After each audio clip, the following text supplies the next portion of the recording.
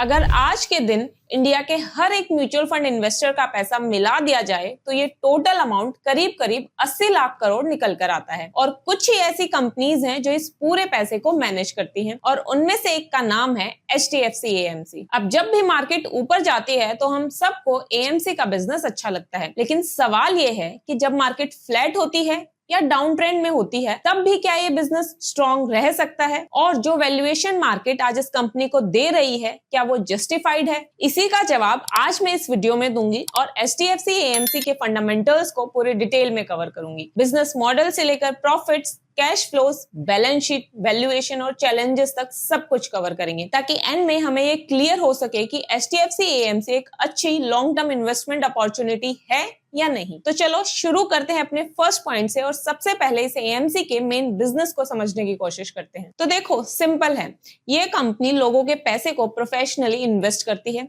उस पैसे को ग्रो करती है और इन सर्विसेज के बदले में लोगों से अपनी फीस ले लेती है। जैसे मान लो आपने HDFC के किसी भी म्यूचुअल फंड में अपनी SIP स्टार्ट की तो वो पैसा HDFC AMC के फंड मैनेजर्स के पास चला गया, जो उस पैसे को shares, bonds, treasury bills, government securities या दूसरी फाइनेंशियल सिक्योरिटीज में इन्वेस्ट करते हैं। अब चाहे आपका पैसा बढ़े या घटे, HDFC को अपनी फीस मिल जाती है, जिसको आप एक्सपेंस रेशियो के नाम से भी जानते हो। तो ये पूरा HDFC AMC का बिजनेस मॉडल है। अब सवाल ये आता है कि क्या ये कंपनी बस इसी तरीके से पैसा कमाती है या इसका कुछ और काम भी है? इसका मेजर पार्ट ऑफ रेवेन्यू तो इसी म्यूचुअल फंड मैनेजमेंट सर्विसेज से ही आता है। जैसे जैसे इनकी स्कीम्स का AUM बढ़ता जाता है, इनकी कमाई भी बढ़ती जाती है, क्योंकि AUM का एक फिक्स्ड परसेंटेज ये कट कर लेते हैं। लेकिन इसके अलावा ये कंपनी पोर्टफोलियो मैनेजमेंट सर्विसेज और अल्टरनेटिव इन्वेस्टमेंट फंड्स भी चलाती है, जहां हाई नेटवर्थ इन्वेस्टर्स और इंस्टीट्यूशंस अपना पैसा लगाते हैं। ये दोनों सर्विसेज नॉर्मल म्यूचुअल फंड से थोड़ा अलग होती हैं। जैसे PMS में क्या होता है कि जैसे मान लो एक बंदा है जिसके पास 1 करोड़ रुपए हैं। अब वो बंदा म्यूचुअल फंड में इन्वेस्ट नहीं करना चाहता क्योंकि उसे लगता है कि म्यूचुअल फंड थोड़ा जेनेरिक है और उसकी नीड्स के अकॉर्डिंग डिजाइन नहीं है, लेकिन वो चाहता है कि उसका पोर्टफोलियो उसके गोल्स और रिस्क के हिसाब से मैनेज हो। तो वो HDFC AMC के PMS को ज्वाइन कर लेता है। अब PMS ज्वाइन करने के बाद HDFC AMC इस बंदे के डीमैट अकाउंट में डायरेक्टली शेयर्स को बाय और सेल करती है और इस पूरी प्रोसेस में कंपनी अपनी मैनेजमेंट फीस भी चार्ज करती है। PMS में मिनिमम इन्वेस्टमेंट यूजुअली 50 लाख रुपए होती है, इसलिए ये सर्विस नॉर्मली HNI यानी कि हाई नेटवर्थ इंडिविजुअल्स के लिए होती है। अब समझते हैं AIF के बारे में, जो PMS से भी एक लेवल ऊपर है।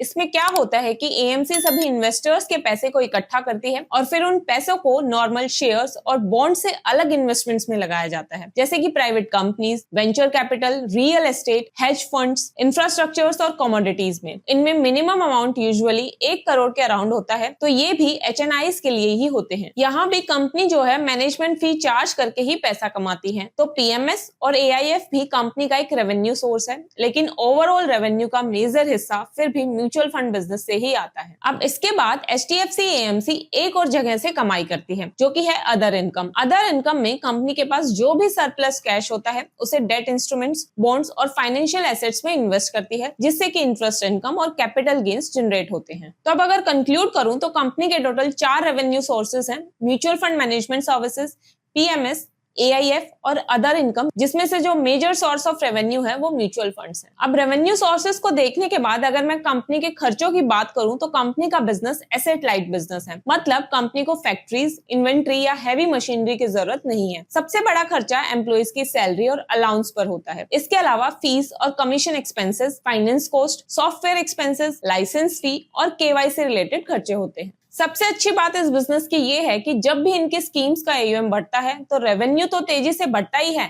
लेकिन एक्सपेंसेस उतनी तेजी से नहीं बढ़ते, जिससे कि प्रॉफिट मार्जिन्स बहुत हाई रहते हैं। इसके बाद अगर हम कंपनी के प्रॉफिट एंड लॉस की पोजीशन देखें तो 2023 से 2025 तक कंपनी की सेल्स में 63% की ग्रोथ आई है। अब इस ग्रोथ को समझने के लिए सबसे पहले ये देखना जरूरी है कि पिछले 1 साल में इक्विटी मार्केट्स की परफॉर्मेंस ज्यादा सपोर्टिव नहीं रही। निफ्टी ने ना के बराबर रिटर्न्स दिए हैं, लेकिन फिर भी इक्विटी म्यूचुअल फंड से पैसा बाहर नहीं गया। अब इस चीज का डायरेक्ट इम्पैक्ट HDFC AMC जैसी लार्ज AMCs के रेवेन्यू पर पड़ा, क्योंकि इंडस्ट्री लेवल पर अगर देखें तो पिछले 1 साल में लगभग लगभग 5.1 ट्रिलियन का इक्विटी इनफ्लो आया और अगर एसआईपी इनफ्लोज की बात करें तो वो 294 बिलियन पर स्टेबल है। इसके बाद मार्जिन अगर देखें तो कंपनी का ऑपरेटिंग प्रॉफिट मार्जिन 2023 के 78% से बढ़कर 2025 में 83% तक पहुंच गया है। मार्जिन एक्सपेंड होने का रीजन है कॉस्ट डिसिप्लिन और ऑपरेटिंग लेवरेज। पिछले 3 सालों में कंपनी का एयूएम डबल हुआ है, 4.2 ट्रिलियन से 8.7 ट्रिलियन और नंबर ऑफ इन्वेस्टर्स पे 6 मिलियन से बढ़कर 14.5 मिलियन हो गए हैं, ये भी ऑलमोस्ट डबल। लेकिन इसके बावजूद भी कंपनी के एक्सपेंसेस काफी कंट्रोल रहे हैं। जैसे सितंबर 2022 में 156 करोड़ थे, जो सितंबर 2025 तक 246 करोड़ हो गए, 57% इंक्रीज हुए हैं। ये इंडिकेट करता है कि कंपनी ग्रोथ के चक्कर में अननेसेसरी स्पेंडिंग नहीं कर रही, बल्कि फ्रूगल होकर इस स्केल का फायदा उठा रही है। फिर नेट प्रॉफिट अगर देखें तो ये सेल्स और मार्जिन्स में जो इंप्रूवमेंट हुई है उसी का आउटकम दिख रहा है। जैसे 2023 में प्रॉफिट 1424 करोड़ था, जो 2024 में 1946 करोड़ हुआ और 2025 में 2461 करोड़ तक पहुंच गया। और अगर हम रिसेंट ईयर का भी देखें, मतलब कि ट्रेलिंग 12 मंथ्स का, तो वो 2746 करोड़ पर है। प्रॉफिट्स में इंप्रूवमेंट के 5 रीजंस हैं, थोड़ा ध्यान से समझना। सबसे पहले लेटेस्ट क्वार्टर का बताऊं तो इस क्वार्टर में नेट इनफ्लोज 1490 बिलियन के रहे हैं, जो पिछले क्वार्टर के 911 बिलियन से काफी ज्यादा है और वो भी तब जब मार्केट डाउन ट्रेंड में रही है। इसके बाद इंडस्ट्री लेवल पर देखा जाए तो गोल्ड और सिल्वर ईटीएफ्स में भी काफी स्ट्रॉन्ग इनफ्लोज देखने को मिले हैं, जो कि इस क्वार्टर में लगभग 208 बिलियन के रहे। इनफ्लोज का सीधा और सिंपल सा मतलब है कि म्यूचुअल फंड एएमसीज का एयूएम बढ़ रहा है और आप सबको पता है कि जब एयूएम बढ़ता है तो कंपनी के प्रॉफिट्स भी बढ़ते हैं, क्योंकि मैनेजमेंट फीस यानी कि एक्सपेंस रेशियो कंपनी को ज्यादा मिलता है। अगर स्पेसिफिकली एचडीएफसी एएमसी के गोल्ड ईटीएफ की बात करूं तो इसका एयूएम इस क्वार्टर में 102 बिलियन से बढ़कर 141 बिलियन हो गया, जो काफी स्ट्रॉन्ग ग्रोथ दिखाता है। साथ ही सिल्वर ईटीएफ का एयूएम 9 बिलियन से बढ़कर 24 बिलियन तक पहुंच गया, यानी कि एक ही क्वार्टर में 2.5x से ज्यादा की ग्रोथ। इसके अलावा कंपनी ने 141 बिलियन का इक्विटी एनएफओ कलेक्शन भी किया है। इसका मतलब ये है कि मार्केट वॉलेटिलिटी के बावजूद न्यू फंड्स लॉन्च हो रहे हैं और इन्वेस्टर्स उनमें पार्टिसिपेट भी कर रहे हैं। एनएफओ कलेक्शंस शॉर्ट टर्म में एक्सपेंस भी लाते हैं, लेकिन मीडियम टू लॉन्ग टर्म में ये फ्रेश एयूएम बिल्ड करते हैं, जो आगे चलकर प्रॉफिट्स को सस्टेन और ग्रो करने में हेल्प करता है। मार्केट शेयर के एंगल से देखें तो एचडीएफसी एएमसी का टोटल इंडस्ट्री मार्केट शेयर लगभग 13.1% के आसपास बना हुआ है। तो इन सभी फैक्टर्स का कंबाइंड इफेक्ट है कि कंपनी का प्रॉफिट अच्छे रेट से ग्रो कर रहा है। इसके बाद कंपनी की बैलेंस शीट देखें तो सबसे पहला पॉइंट जो नोट करने वाला है वो ये है कि कंपनी के ऊपर कोई इंटरेस्ट बियरिंग डेट नहीं है, क्योंकि बोरोइंग्स 0 दिख रही हैं। वैसे तो एएमसी बिजनेस में बोरोइंग्स कम ही रहती हैं, क्योंकि एक एसेट लाइट बिजनेस है जहां पर फैक्ट्रीज या हैवी मशीनरी सेटअप करने की जरूरत नहीं होती। लेकिन बिल्कुल 0 होना और भी अच्छी बात है, क्योंकि कंपनी पर इंटरेस्ट कॉस्ट का प्रेशर नहीं रहता और फाइनेंशियल रिस्क रिलेटिवली लो हो जाता है। इसके बाद कंपनी के रिजर्व्स भी धीरे धीरे इंक्रीज हो रहे हैं।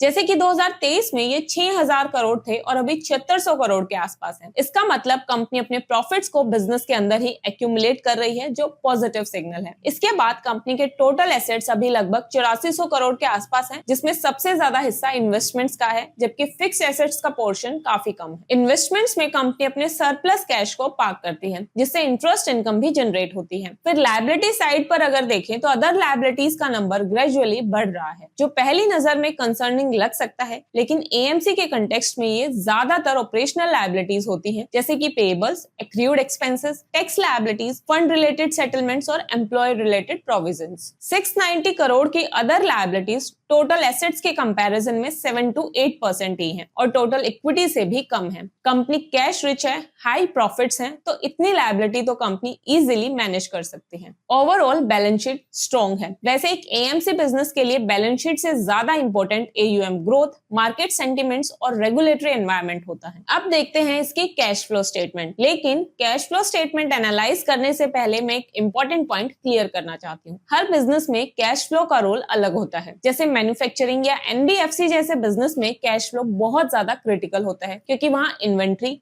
वर्किंग कैपिटल और लोन रिपेमेंट का प्रेशर होता है। लेकिन HDFC AMC जैसे एसेट लाइट बिजनेस में, जहां कोई इन्वेंट्री नहीं, कोई हैवी कैपेक्स नहीं और रेवेन्यू रेगुलरली मैनेजमेंट फीस के फॉर्म में आता है, वहां कैश फ्लो का रोल थोड़ा डिफरेंट हो जाता है। यहाँ प्रॉफिट और कैश में गैप काफी कम रहता है। मतलब प्रॉफिट की जो क्वालिटी है वो AMC बिजनेस में ऑटोमेटिकली हाई होती है। और यहाँ अगर आप कंपनी का ऑपरेटिंग कैश फ्लो भी देखोगे तो वो क्लियरली प्रॉफिट्स के साथ मूव कर रहा है। जैसे कि 2023 से अभी तक ऑपरेटिंग कैश फ्लो लगातार बढ़ ही रहा है, जैसे जैसे कंपनी के प्रॉफिट्स बढ़ रहे हैं। फिर इन्वेस्टिंग कैश फ्लो देखें तो वो नेगेटिव है, -600। यहाँ नेगेटिव होना खराब नहीं है, क्योंकि कंपनी अपने सरप्लस कैश को इन्वेस्टमेंट्स में पार्क कर रही है, जो कि अच्छा साइन है। इसके बाद कैश फ्रॉम फाइनेंसिंग एक्टिविटीज भी नेगेटिव है, -1475 करोड़। ये नेगेटिव नंबर भी यहाँ वीकनेस का साइन नहीं बल्कि स्ट्रेंथ का साइन है, क्योंकि कंपनी ने अपने शेयर होल्डर्स को 1495 करोड़ का डिविडेंड दिया है, जिसकी वजह से ये फिगर नेगेटिव है। अब अगर हम HDFC AMC के शेयर होल्डिंग पैटर्न को देखें तो ये FIIs और DIIs दोनों की होल्डिंग्स 2019 से लगातार बढ़ती ही गई हैं। FIIs का स्टेक 2019 में 4% से बढ़कर नवंबर 2025 में 24% तक पहुंच गया है, जबकि DIIs की होल्डिंग भी 2% के आसपास से बढ़कर मार्च 2025 में 18% पर आ गई थी, जो फिलहाल अभी इस क्वार्टर में 4% से घटकर 14% हो गई। इस 4% के फॉल को FIIs ने एक्वायर किया है। तो ये इंक्रीज ये बताता है कि ग्लोबल और डोमेस्टिक इंस्टीट्यूशंस ने HDFC AMC को long term high quality model के रूप में ग्रेजुअली एक्वायर किया है।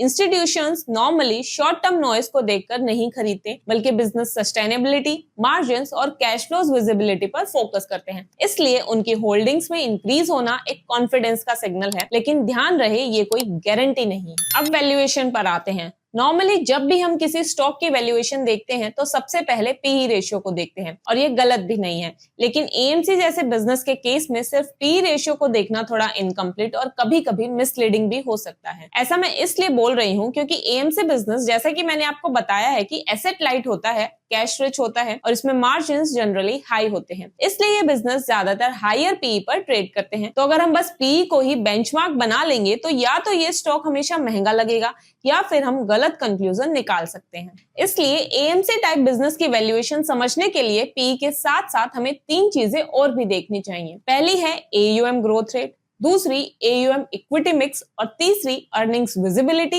And cash distribution. तो चलो एक एक करके इन सबको समझते हैं। सबसे पहले PE रेशियो की बात करें तो HDFC AMC का करंट PE लगभग 41 के आसपास है। कंपनी का 5 ईयर मीडियन PE 40 है और 10 ईयर मीडियन PE 42 है। मतलब आज जो PE रेशियो है वो कंपनी के लॉन्ग टर्म एवरेज के बिल्कुल आसपास ही है। तो सिर्फ PE के बेसिस पर यह कहना कि स्टॉक बहुत महंगा है या बहुत सस्ता है, दोनों ही सही नहीं होगा। PE यहाँ पर बस ये बता रहा है कि मार्केट कंपनी को हिस्टोरिकल एवरेज के हिसाब से फेयरली वैल्यू कर रही है, लेकिन फाइनल जजमेंट के लिए हमें AUM ग्रोथ, इक्विटी मिक्स और कैश डिस्ट्रीब्यूशन जैसे फैक्टर्स को साथ में देखना पड़ेगा। सबसे पहले AUM ग्रोथ रेट को देखते हैं। देखो, AMC जैसे बिजनेस के अर्निंग्स में ग्रोथ तभी होती है जब उसका AUM ग्रो करता है। अब अगर इंडस्ट्री लेवल पर देखा जाए तो म्यूचुअल फंड इंडस्ट्री ने लास्ट 1 ईयर में 18.7% की AUM ग्रोथ की है, जबकि लास्ट 3 इयर्स में इंडस्ट्री AUM 100% से ज्यादा ग्रो हुआ है। इसी बैकड्रॉप में अगर HDFC AMC के नंबर्स देखें तो कंपनी की AUM ग्रोथ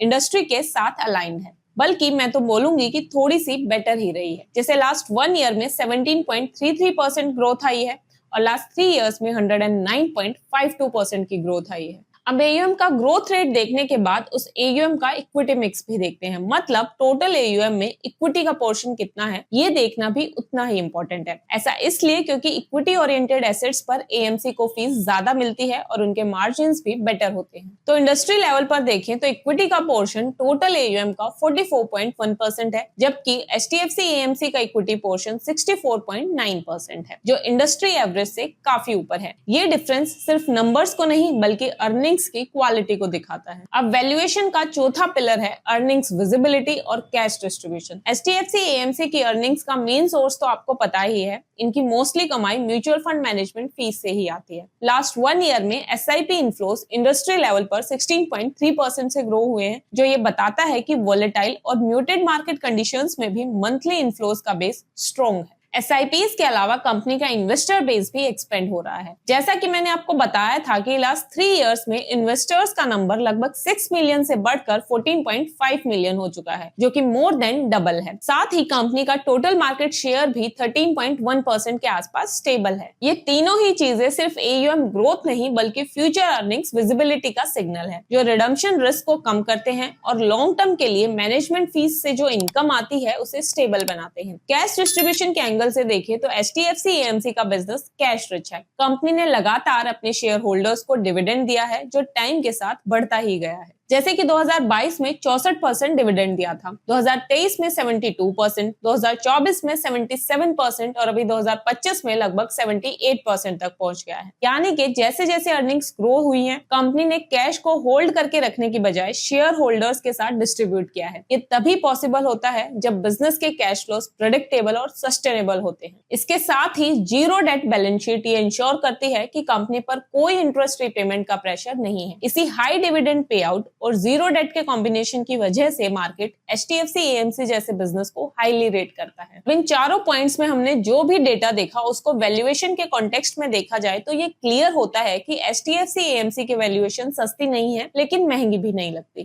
कंपनी का AUM इंडस्ट्री के साथ ग्रो हो रहा है, इक्विटी का पोर्शन ज्यादा है, SIP फ्लोज स्टेबल हैं और जो पैसा कंपनी कमा रही है उसका बड़ा हिस्सा डिविडेंड के थ्रू वापस भी दे रही है। इसी वजह से मार्केट इस बिजनेस को थोड़ा प्रीमियम के साथ वैल्यू करती है। सिंपल शब्दों में HDFC AMC फेयरली प्राइस्ड लग रही है। अब वैल्यूएशन के बाद दो रेशियोज और हैं जिन्हें देखना इंपॉर्टेंट है, रिटर्न ऑन इक्विटी और return on capital employed. Return on equity बताता है कि अगर शेयर होल्डर्स ने बिजनेस में मान लो 100 रुपए लगाए हैं तो वो कितना ग्रो हो रहे हैं। रिटर्न ऑन कैपिटल एम्प्लॉयड बताता है कि टोटल बिजनेस में जितना भी पैसा लगा है, फिर चाहे वो शेयर होल्डर्स ने लगाया हो या लोन का हो, वो कितना ग्रो हो रहा है। Return on capital employed debt को भी इंक्लूड करता है, लेकिन रिटर्न ऑन इक्विटी में डेट नहीं लेते, उसमें सिर्फ इक्विटी को ही लेते हैं। तो HDFC AMC का रिटर्न ऑन इक्विटी अभी 32.4% है और रिटर्न ऑन कैपिटल एम्प्लॉयड 43.3% है। ये दोनों ही फिगर्स बहुत अच्छी हैं। नॉर्मली AMC बिजनेस में रिटर्न ऑन इक्विटी और return on capital employed percentage थोड़ा हाई ही होते हैं, लेकिन 32 और 43% तो टॉप क्लास है। इसका मतलब है कि कंपनी एफिशिएंटली अपनी कैपिटल का यूज कर रही है और उसका बिजनेस मॉडल बहुत स्ट्रॉन्ग है। देखो, म्यूचुअल फंड इंडस्ट्री में कंपटीशन लगातार बढ़ रहा है।